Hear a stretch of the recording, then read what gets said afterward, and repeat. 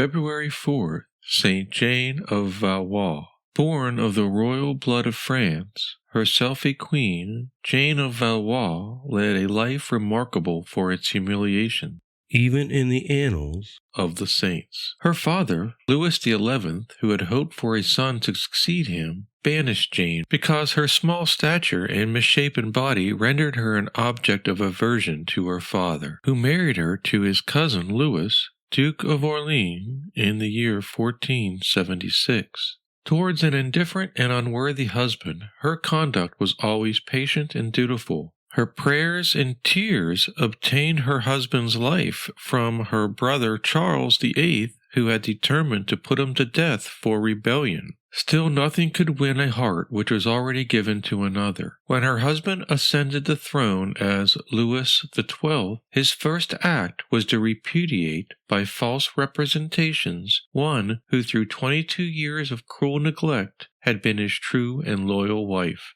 At the final sentence of separation, the saintly queen exclaimed, "God be praised, who has allowed this, that I may serve him better than I have heretofore done." Retiring to Bourges, she devoted herself entirely to prayer and to works of charity. There she undertook to realize her long-formed desire of founding the Order of the Annunciation in honor of the Mother of God. Under the guidance of Francis of Paula, the director of her childhood, Saint Jane was enabled to overcome the serious obstacles which even good people raised against the foundation of her new order. In the year 1501, the rule of the Annunciation was finally approved by Alexander VI.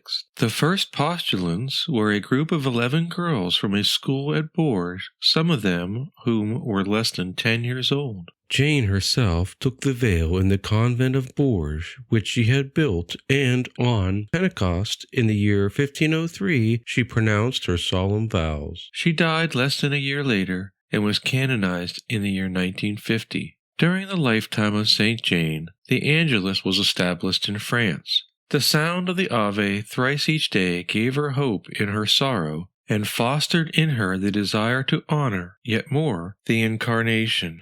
How often might we derive grace from the same beautiful devotion, so enriched by the Church, yet neglected by so many Catholics?